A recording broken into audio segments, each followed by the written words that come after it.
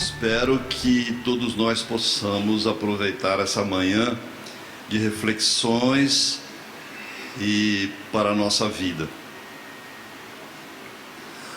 As dores da alma quase têm um sinônimo, podemos dizer assim. As dores da alma é um subproduto da nossa ilusão. Nós criamos muitas fantasias e quando essas fantasias se desmancham, aparecem então as dores da alma em nome de frustração, depois aparece em nome de inveja, egoísmo e assim por diante. Então eu queria lembrar a vocês uma história que talvez vocês já tenham escutado e visto no livro La Fontaine e o Comportamento Humano, a história do cachorro que está com um pedaço de carne na boca e completamente assustado e temeroso de alguém lhe roubar aquela carne. E eis que de repente ele passa na beira de um rio, olha no rio e vê lá um opositor, um outro cachorro querendo lhe tomar, abocanhar a carne que ele carregava. Ele desespera e começa a latir insistentemente. E eis que a carne que estava na sua boca cai, e ele perde sua alimentação, e eis aí a história que bem nos recorda a nós mesmos. Quando nós temos algo que achamos que alguém vai roubar, nós nos arvoramos a defender aquilo a qualquer preço e não ver a realidade tal qual ela é. A nossa visão de atualidade, de realidade, ela difere muito da realidade mesmo. Porque nós temos, de certa forma, traves, né, no olho. Ainda agora há pouco eu estava escutando uma companheira nossa falar sobre o cisco e a trave, que são palavras de Jesus, e nós temos muitos ciscos e muitas traves. Nem vemos os ciscos e nem vemos as traves. Então a nossa vida é uma grande ilusão. Nós nos dispersamos de Deus e da vida e da própria alma, porque nós achamos que a nossa vida é essa somente. Nós achamos que isso é realidade, quando isso é a ilusão. Isso é um corpo formado para que a gente possa se relacionar aqui e agora, momentaneamente. Mas na realidade isso é uma matéria semi-material que se desmancha, que se desfaz, que se desfacela. Vejam vocês que comumente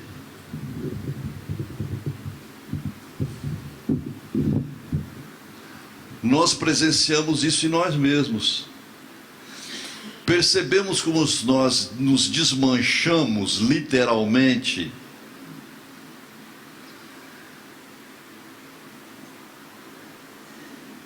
O nosso rosto se desfacela. A gente vai e ergue um pouquinho. Passa um tempo, ele desfacela de novo. Tudo em nós desfacela, tudo em nós cai. Infelizmente, tudo cai, só a gengiva sobe. nós temos retração gengivária. Aí precisamos ir no dentista para dar uma ajeitada na nossa gengiva. Mas para quebrar um pouco o clima nosso de tensão, porque o nosso corpo constantemente está se desmanchando. Nós não vamos viver eternamente com as pessoas que supostamente nós amamos. As pessoas vão embora. Ah, mas o meu marido não vai. Ou minha esposa não vai. Os meus filhos não vão. Vão embora. Vão embora e nós vamos perder de vista. Porque os nossos parentes que já foram embora, por mais que a gente não quer esquecê-los, a gente esquece.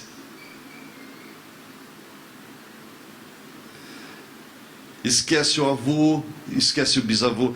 Quem se lembra do olhar da avó? Algumas pessoas lembram. Mas quem se lembra do olhar da vovó? Da bisavó, nem muitos de nós conhecemos. Mas veja, a nossa parentela mais íntima, ela se desfaz, ela vai. Porque essa é a lei natural.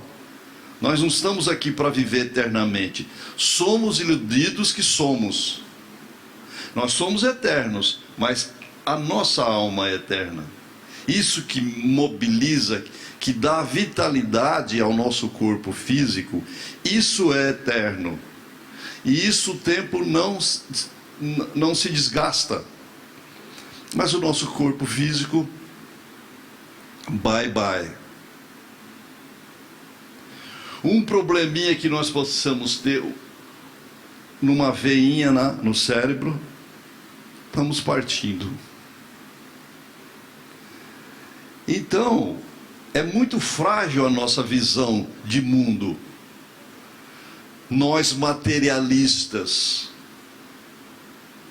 Porque na realidade, vocês me desculpem falar assim, porque na verdade nós nos sentimos espiritualistas. Mas será que somos mesmo espiritualistas? Quem aqui cuida mais da alma do que do físico? Não que a gente não deva cuidar do físico, mas para fazer uma análise, nós não cuidamos da nossa alma. Nós temos dificuldade em ver a realidade. E nós achamos que nossos belos olhos vão ser os belos olhos para sempre. E eles não vão ser. Eles vão cair. E a gente vai depois ter que fazer alguma coisa na pálpebra. Mas faz, depois cai de novo. Porque é a lei da física. Nós vivemos, nosso corpo físico, ele é preso na lei da gravidade. Então tudo cai. Qual é a grande ilusão que nós vivemos então? As pessoas me procuram e dizem assim: Kiko, ele não é mais o homem que eu casei há 30 anos. Aí eu fico pensando, olha a ilusão. E a pessoa queria que fosse o mesmo homem ainda há 30 anos. Ele muda, a cabeça muda, a vida mudou. E a gente permanece nesse anseio, nessa busca desmedida para conservar a pessoa sendo a mesma há 30 anos atrás. Isso é dor da alma. Nós imaginamos os nossos filhos como sendo isso. Depois eles não são aquilo que nós imaginamos. Eles não são aquilo que nós fantasiamos. Porque a gente fantasia. Imagina. E aí sofremos depois, porque os nossos filhos nos decepcionaram. Nosso marido nos decepcionou. Nosso marido nos iludiu. Mas quem iludiu, quem foi iludido, se deixou iludir. Percebe? O Emmanuel sempre diz, sempre fala uma coisa que eu sempre repito: a desilusão é a visita da verdade. A desilusão é a visita da verdade. Quem um dia se iludiu vai se desiludir. Então, quando a gente diz para alguém assim, você me iludiu, basicamente a pessoa devia ter a mesma resposta: mas eu deixei me iludir. Então, quando caem as máscaras da perfeição, da eternidade física, da beleza física, nós sofremos muito, porque nos iludimos da eternidade, de algo que não é eterno. Eu não estou falando nada demais. Vocês estão cansados de saber disso. Isso é óbvio para vocês. Só que a gente faz vista grossa. A gente faz vista grossa. Eu não quero ver isso. Então, na ânsia de segurar o seu produto, a sua carne, o cão, olhando o seu reflexo no espelho d'água, ele viu algo que não existia. E a gente sempre vê algo que não existe. Só que a gente não esmiuça aquilo que está vendo, não coloca o pé no chão firme. Será o que eu estou sentindo, será que eu estou vendo é realidade? Não é tão fácil assim. Nós passamos uma fase de encarnação muito dificultosa, digamos assim. Quando a gente é muito jovem, a gente vê as coisas com o olho do maravilhoso. Com o tempo, a gente começa a ver as coisas como as coisas são. Se é que vemos, porque às vezes a gente chega com 60, 70 anos e continua iludido. Isso não podia acontecer comigo. Por que não? Isso não poderia ter acontecido com a minha filha. Por que não? Porque todos nós somos, digamos assim, subprodutos da mesma massa, somos feitos com o mesmo objetivo. Passar uma temporada aqui, uma temporada, depois partir. E quando a gente parte, a gente deixa tudo. Tanto é que nós constantemente falamos assim, o caixão não tem gaveta, né? O ditado popular, o caixão não tem gaveta. Você não quer deixar as coisas, as suas coisinhas, aquela sua mobília que você demorou para pagar, que fez em 10 vezes. Eu digo sempre, as pessoas faziam um banheiro primoroso com granito caro. Depois escorrega no granito e quebra a cabeça. Então, a ilusão, ela tem uma face, muitas vezes, que nos machuca.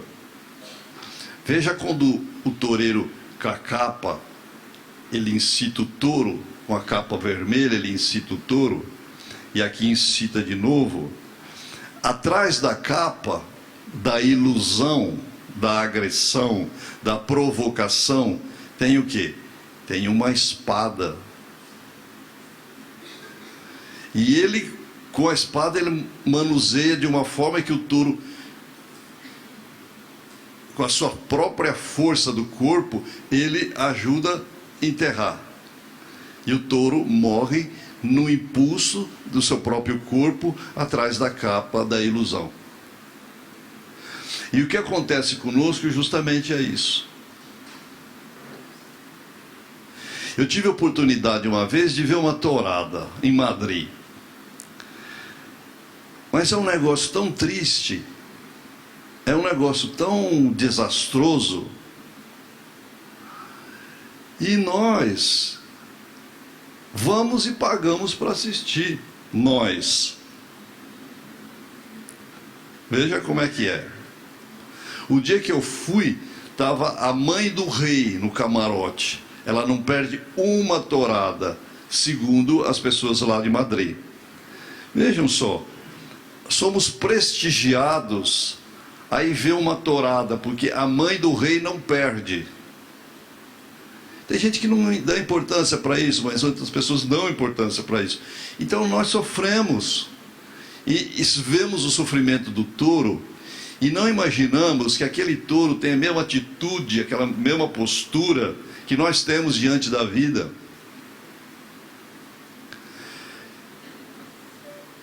Então, meus amigos, eis a nossa problemática. As dores da alma, não é Deus que nos castiga com as dores da alma.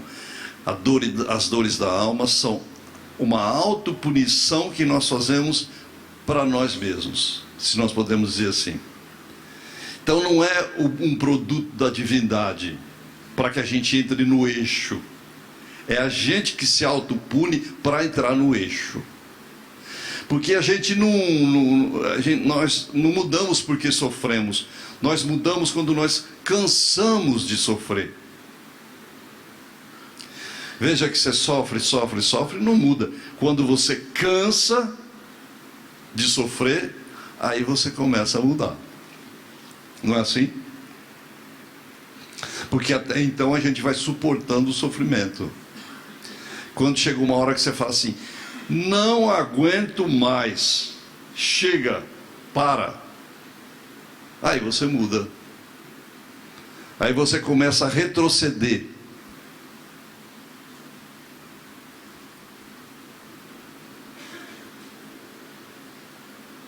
Autoilusão, do livro La Fontaine e o Comportamento Humano.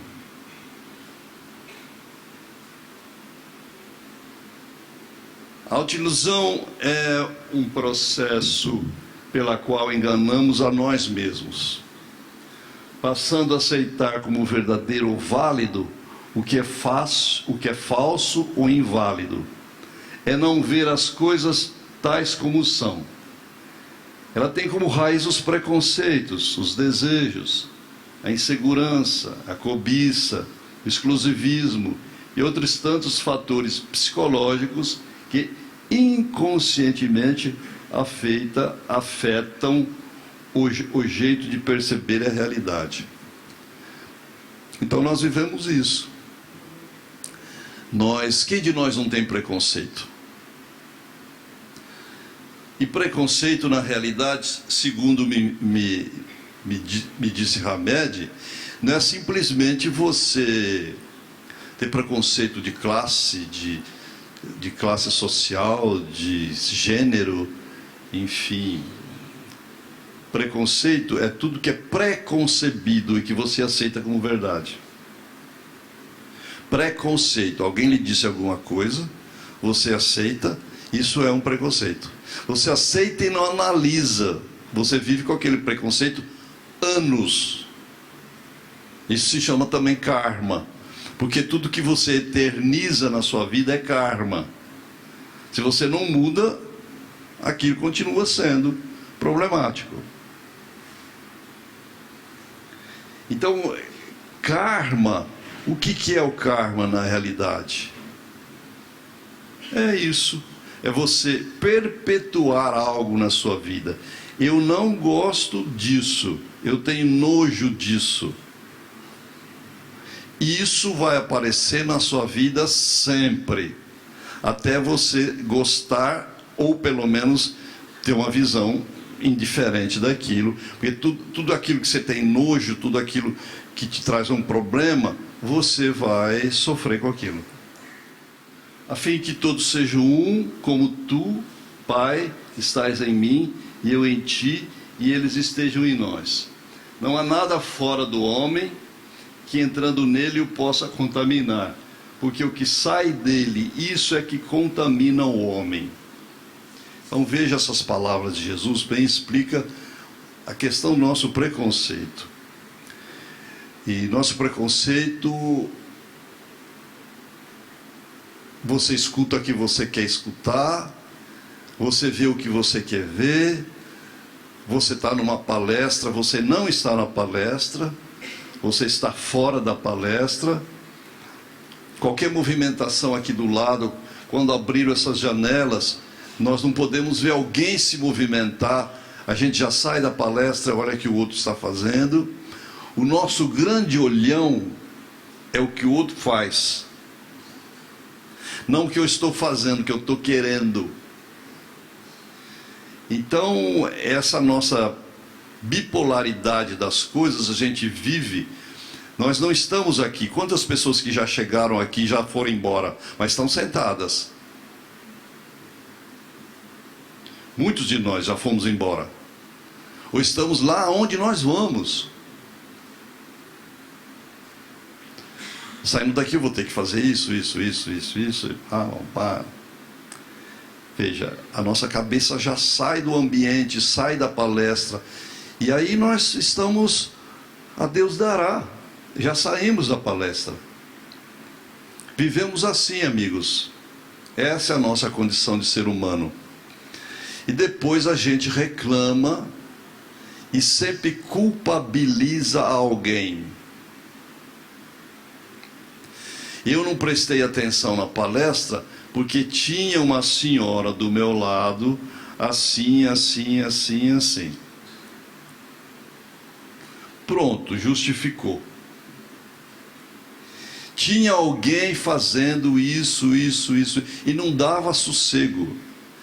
O que eu tenho a ver com o que o outro está fazendo? A não ser que seja uma coisa muito irritante que está lhe perturbando. Mas você, basta se focar, se concentrar. Hoje se usa uma expressão muito bacana: tenha foco. A gente fala, mas não percebe o que é. Tenha foco. O que você está focando agora? Tem pessoas que estão vagueando com seus pensamentos. Os pensamentos aparecem na nossa tela mental e nós ficamos vagueando neles, acompanhando-os.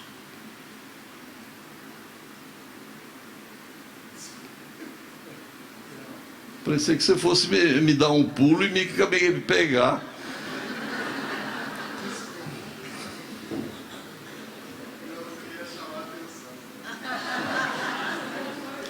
Quando a gente não quer chamar atenção, chama mais, né?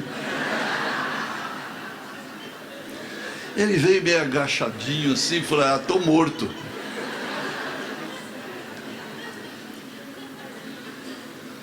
E aí vejam, nós não estamos aqui agora, nós já saímos, somos para outros lugares. A nossa mente é muito volúvel. E a nossa mente é um enxame nós estamos assistindo uma coisa e a gente percebe quem fala, percebe quando a pessoa está na palestra e quando a pessoa já saiu. A pessoa está na palestra, mas ela está pensando em algo ou em alguém. Então ela sai, o olhar fica esgazeado. Sabe quando você conversa com uma pessoa, você está entendendo, a pessoa fala: estou. Não pergunta o que você disse, porque ela não vai saber te responder. Ela não estava ali. Então esse olhar é muito peculiar. Muito peculiar. Sem contar das pessoas que também não estão mesmo, porque já se desligaram, já saíram e dormem, entendeu? Enfim, é o que a gente sempre diz: ou vão para o mundo espiritual trabalhar. E é interessante que as pessoas esperam a palestra para ir para o mundo espiritual trabalhar. Estavam em casa até agora, por que não dormiram um pouco lá e foram, né? Mas a gente sempre tem uma justificativa para não assumir aquilo que nós fazemos, aquilo que nós não vemos, Você viu quando o rapaz falou isso, isso, isso? Não, não vi. Lógico. Você não estava ali presente. Então, assim, isso não é uma dura, entre aspas, mas é uma ilusão. Para que veio? Para que veio na palestra? Com tantos lugares em Campinas, para si, você veio aqui para ficar andando nas nuvens? Sem o pé na realidade, se ancore em você mesmo. Se ancore em você mesmo. O que eu quero, eu vou ver, vou sentir e vou fazer.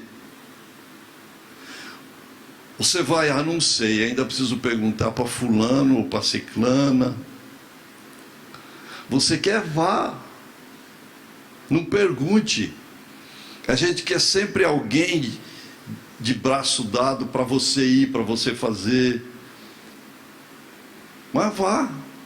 Eu queria tanto assistir esse filme, mas meu marido não gosta desse tipo de filme. Vá você. Ah, mas ele tem ciúmes. Manda ele esperar na porta. Se bem que também não adianta nada, né? Enquanto ele está lá na porta esperando, muita coisa pode estar acontecendo. Porque tudo isso é ilusão, é conversa aleatória. É conversa aleatória. Então, meus amigos, nessa manhã, eu queria que vocês refletissem a respeito da ilusão. Essa é uma metáfora da nossa cabeça.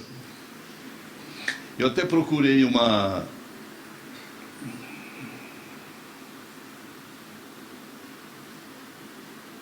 tampinha de lata de sardinha, né? Mas a nossa cabeça, ela não está tranquila. Está lotada de coisas. Diz, Kiko, eu não consigo dormir. Senhora, meu irmão. Ah, já me disseram isso, mas não vai, não tem jeito. Então faça o que você quer fazer. E se eu tomasse um Lexotan, um diazepam, um pan? Ué, toma. Mas é uma ilusão, porque você não vai descansar verdadeiramente. Você não vai ter um sono REM, que é aquele que você vai profundamente. Você vai dormir porque você recebeu uma pancada na cabeça. Que é o efeito de um comprimido, de um sedativo.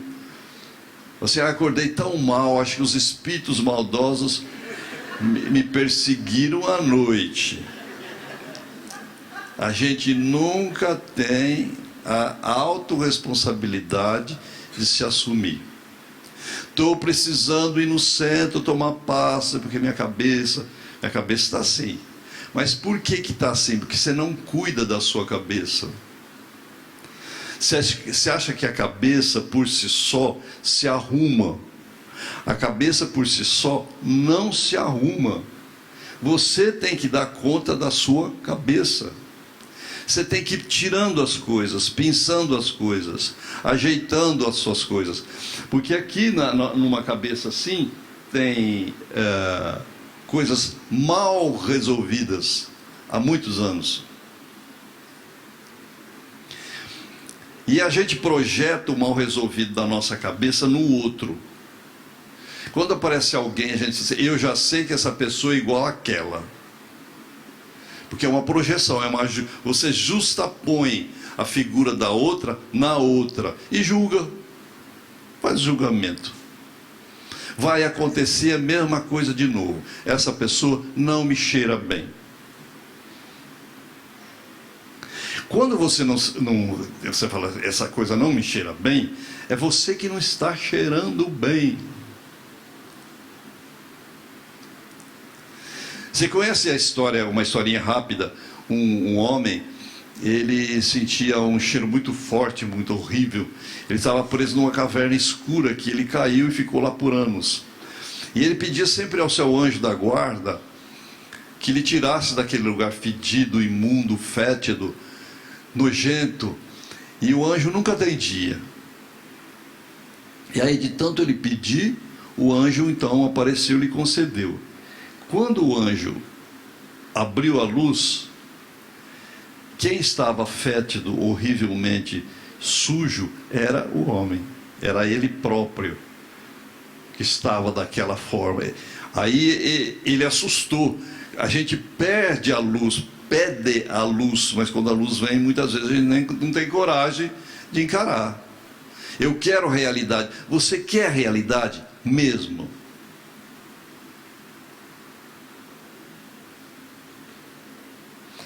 Você quer mesmo a realidade? Você quer ver o que está acontecendo com a sua vida amorosa, com a sua vida sexual? Você quer mesmo saber? Olha, que o abalo vai ser forte.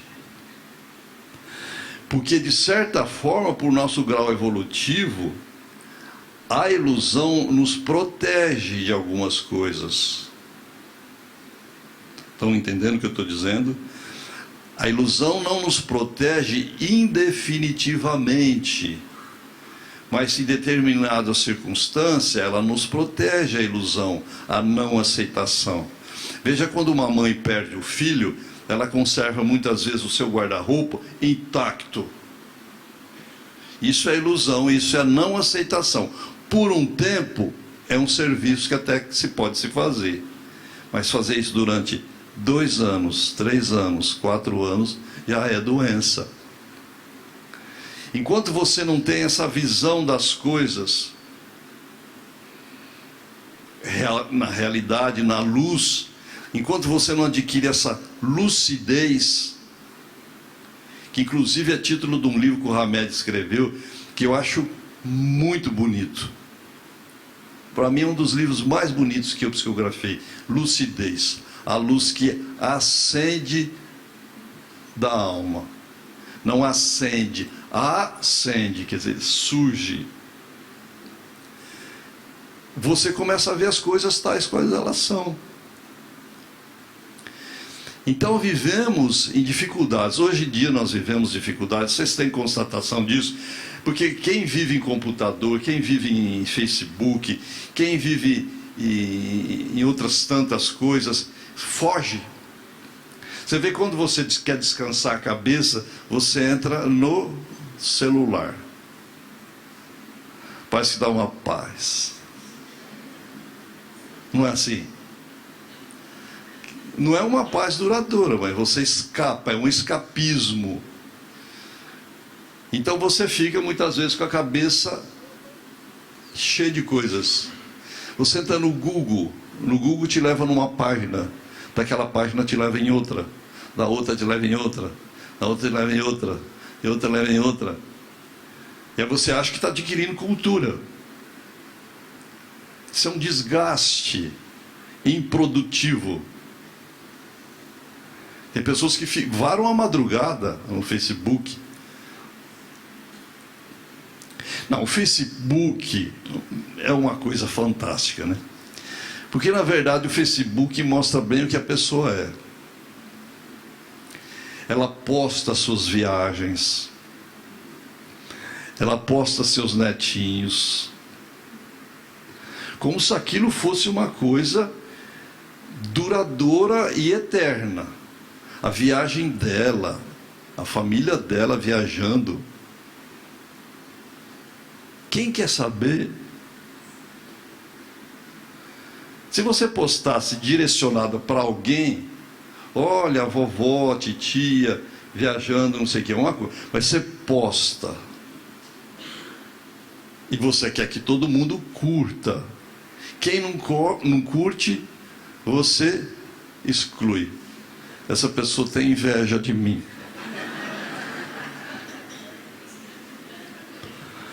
Veja, é a nossa vida diária. Então a nossa cabecinha está...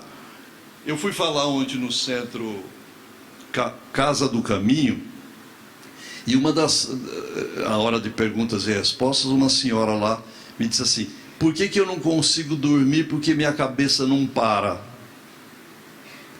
Geralmente, quando a gente vai dormir, as coisas lá fora que nos distraem, Porque quando você está com a cabeça a mil, você vai para o shopping, você vai para vários lugares, você vai tomar um sorvete, isso aqui, você distrai ainda mais um pouco.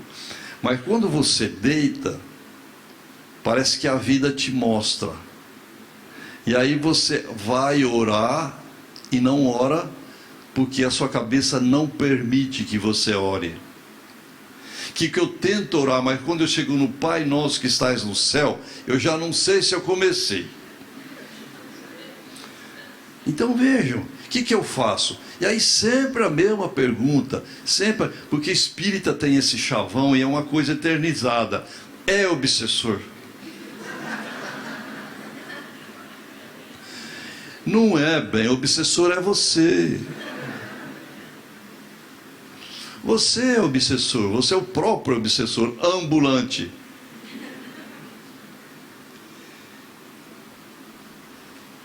Seria bom que a nossa cabeça fosse assim. Luz, tranquila, sem nada. Nossa cabeça mais se assemelha a um mar revolto do que um lago tranquilo. Porque uma oração, uma meditação, uma reflexão, nada mais é para te levar a um lago tranquilo, não um mar revolto.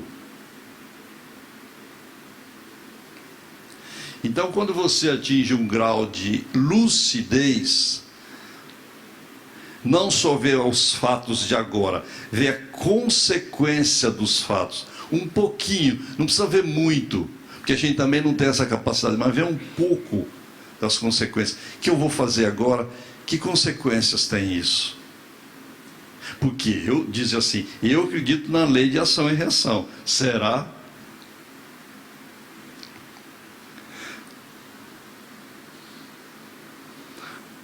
Se você está num lugar como esse, como você está com a cabeça em paz?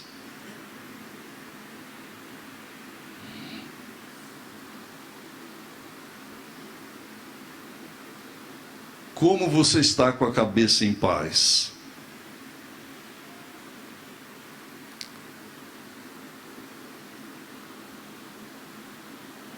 Quando você começa a condicionar o seu filho a viver na guerra, você leva ele para o campo de futebol. Ele vai aprender rapidamente.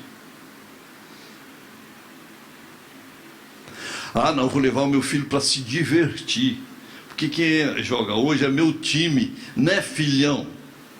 É nosso time. E a criança, sem noção, vai. Vai o quê? Vai se meter em confusão.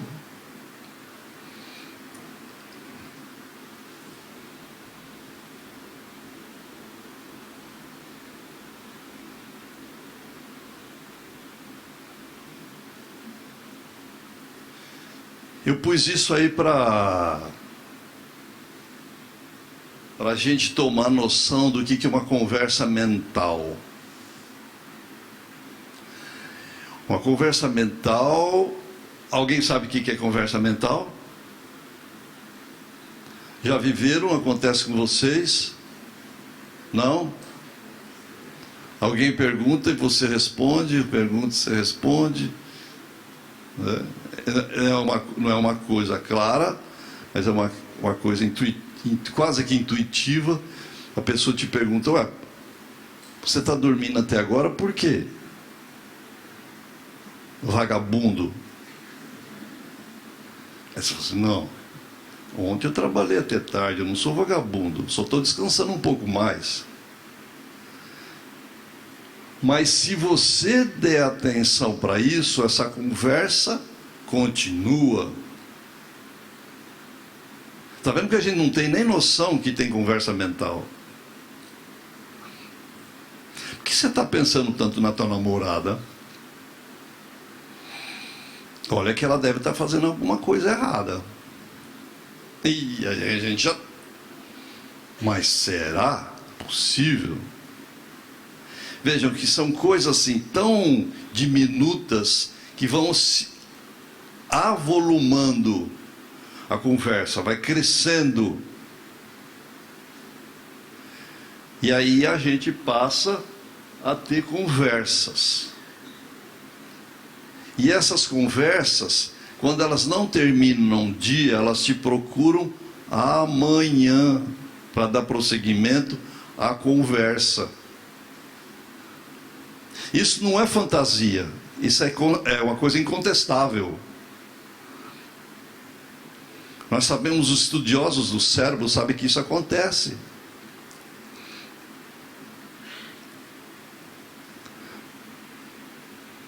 Eu tenho um senhor, amigo meu de Araçatuba, ele é muito rico, mas ele é muito pão duro, muito pão duro, muito pão duro, muito pão duro.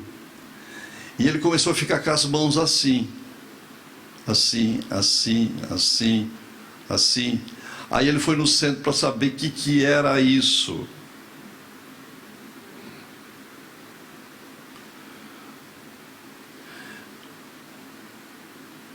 Falei, esse daí deve ser o Exu Fominha.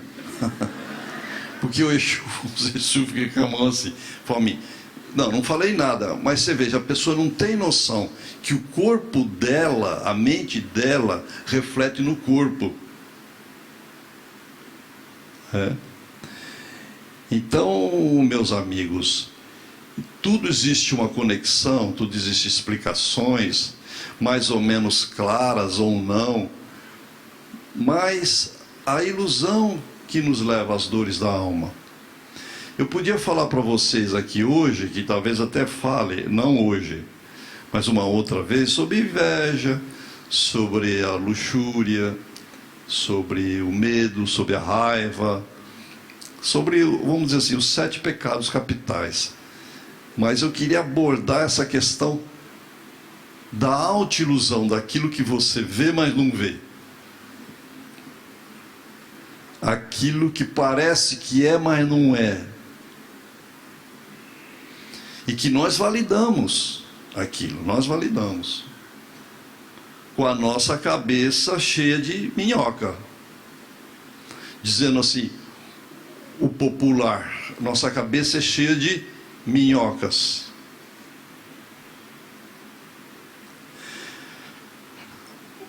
Eu queria deixar um tempinho de 10 minutos para alguém me fazer perguntas rápidas a respeito disso que eu estou falando. Não é a respeito assim, e a minha mediunidade, entendeu? Nós não estamos falando sobre mediunidade. O que vocês têm dúvidas, perguntas rápidas a respeito desse tema da autoilusão, de não ver as coisas como as coisas são? O que vocês acham? Diga.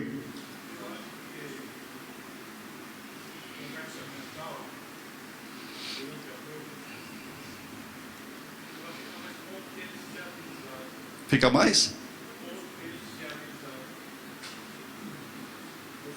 Eu repito depois para vocês. Bom, então ele perguntou por que a conversa mental é potencializada à noite. E que ele já falou alemão, isso, né? E que à noite essa conversa aparece em alemão. Eu adoro gente chique de Campinas, entendeu? Eu queria ser de Campinas, para poder minha conversa mental sem línguas. Estou brincando, mas eu entendo por quê.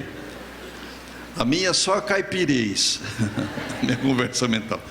Então, acontece o seguinte, como eu disse para vocês, à noite tudo para, a distração cessa, tudo cessa. Então, o que nós vemos à noite? Nós com nós mesmos, travesseiro e cama, entendeu? Isso vem, é como se tivesse um lago aparentemente limpo, e você mete a mão no fundo do lago e puxa a sujeira. Aqui suja toda a água. O processo mais ou menos é esse. Tudo que você tiver inconscientemente aparece de volta, inclusive o alemão, que eu não sei.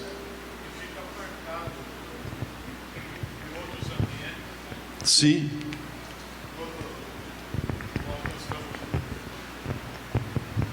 Quando não estamos em estado de repouso, né? Então a gente tem visões dos lados que a gente se distrai. Mas quando nós estamos com a conversa mental, a gente está ali unificado, a gente está cercado dela, como está no desenho ali, está bem ilustrado, a gente fica cercado nela. Então, por isso que eu digo, isso fica potencializado. Eu sinto isso, por isso que eu fiz a pergunta. Justamente. Desculpe que eu falei de alemão, mas eu compreendi. É uma realidade. É que eu quis quebrar um pouco. É que Campinas tem a Bosch, por exemplo, que eu trabalhei 36 anos dentro da empresa, então... Está explicado. Se você fizer um exercício constante, você vai conseguir gradativamente uma tranquilidade. A luz ali é uma metáfora. Não se pense que você vai criar uma luz cerebral e você vai andar que nem um semáforo por Campinas. É uma coisa relativa. Exercite todo dia de manhã cedo, antes de sair para as tarefas diárias ou para as grandes preocupações diárias, faz 1 minuto de silêncio, ou 2 ou 3, por enquanto. 1 minuto. Continue fazendo. Entendeu? Tenta não pensar em nada, porque não pensar em nada é improdutivo, ninguém consegue. Mas tenta ficar em paz. Todo dia, a mesma coisa você vai fazendo 1 minuto, 2, 3, até chegar a 5 minutos. Se você chegar a 5 minutos, está ótimo. E pense as coisas chegando na tua casa mental como se fossem nuvens que passam. A nuvem vem, meu neto está doente. Não acompanha a nuvem. Deixa a nuvem passar. Você fica. A minha nora é problemática. Aí deixa passar na hora problemática, não acompanha na hora problemática. Porque logo depois vai voltar tudo, mas pelo menos você vai fazendo um exercício para não acompanhar esses pensamentos. Porque esses pensamentos são autodestrutivos. Eles acabam te deixando as pessoas com doenças inomináveis, doenças do cérebro inomináveis, que ainda essas certas patologias não têm a denominação catalogada pela medicina, né? Então, gradativamente você vai se serenando, fazendo um exercício constante. É como você tivesse um braço sem músculo, fraquinho. Todo dia você pega um pezinho e você levanta, 1, 2, 3, pronto, tá bom. No outro dia, 1, 2, 3, no dia 4, no dia 5, você vai dando vigor ao músculo, né? Então o nosso cérebro precisa desse tratamento. Eu te falei em palavras simples, mas eu penso que você consegue fazer e vai começar a não vem aquele turbilhão de coisas. Aí. Quem ia perguntar? Aqui. Porque a conversa mental, ela pode ser tanto negativa como positiva se você tiver um treino para isso, né? Era exatamente isso. A gente tem conversas também positivas. E, obviamente vem alguém e nos dá alguma palavra, algum consolo, alguma esperança sobre algo, sobre alguém. Então também o reverso também é verdadeiro. Mais alguém, a última, aquele senhor lá, pode falar.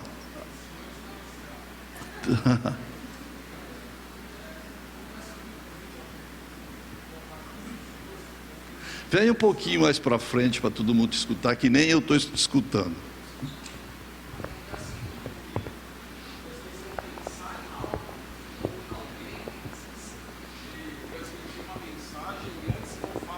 Essa mensagem chega até a mim. Isso está relacionado à conversa mental ou nada a ver? Não, está relacionado. Ele perguntou, ele disse assim, que você deu para escutar? Não. Ele pensa que de vez assim, ele chega uma conversa para ele, explicando alguma mensagem espiritual, e ele consegue transmitir essa mensagem para uma determinada pessoa. É isso, né? Bom, isso se chama mediunidade. É óbvio. Agora, você precisa saber se isso é uma coisa constante. Se isso for constante, vá para a casa espírita. Vai para a reunião da nossa amiga...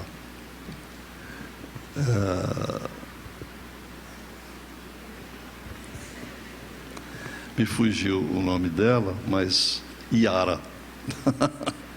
A Yara dirige um grupo mediúnico aqui, né, Yara?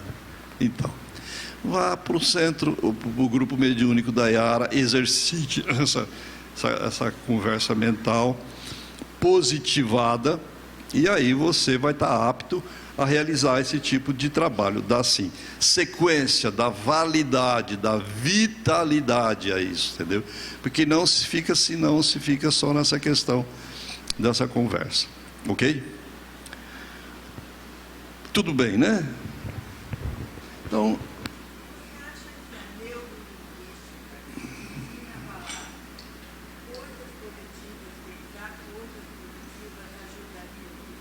ajudaria. A neurolinguística hoje em dia está muito... Eu fiz neurolinguística, entendeu? E eu acho que ela nos dá uma facilidade muito para entender o que é reforma íntima, o que é transformação, o que é melhoramento, né? E eu acho que a neurolinguística é muito bom, muito boa. Eu fiz o curso em São Paulo. Bom, meus amigos, eu acho que eu vou terminando, porque a Yara já pôs o outro microfone ali. Porque já passamos da hora, são 11h02. Então eu queria deixar essa mensagem para vocês, que vocês refletissem nesse domingo, na segunda, na terça, quando desce, sobre o que vocês estão vendo e não é realidade. Porque a gente se presta a fazer um autosserviço de eliminar as coisas que estão nos trazendo dores da alma, as dores da alma, né? Eu não posso mudar o mundo, mas eu posso mudar o meu mundo. O meu mundo eu posso, do outro eu não posso. Aí se eu fizer uma forcinha, não pode. E se eu pedir para Jesus, não pode. E se eu fazer uma reunião de amigos espirituais, não pode. Você não muda o outro muda se quiser mudar, mas você não é capaz de mudar, porque a gente só é capaz de nos mudar a nós mesmos, é a autotransformação. Muitas vezes a gente fica num tormento querendo mudar alguém, e não muda. Aí um dia ele mudou, você fala assim, está vendo como eu consegui? Você conseguiu porque ele quis mudar, mas não porque você fazia força. E na verdade a gente nem precisa fazer força para o outro mudar, porque não vai mudar. A gente pode dar força para o outro mudar. Diferente? Fazer força e dar força. Então eu queria deixar essa mensagem para vocês nessa manhã. Lá na Casa do Caminho as pessoas me disseram assim: Kiko, eu gosto da tua palestra porque você faz palestra bem simplesinha para nós. Eu não faço palestra bem simplesinha para vocês. Eu só sei falar assim simplesinho. Eu não sei falar com arrobos, fazer nomes pomposos. Então a minha maneira de falar é essa, que talvez eu aprendi um pouco escrevendo com o Hamed, porque o Hamed explica coisas difíceis com palavras fáceis, e eu tento fazer a mesma coisa. Obrigado pela atenção, um bom almoço. e até breve. Obrigado.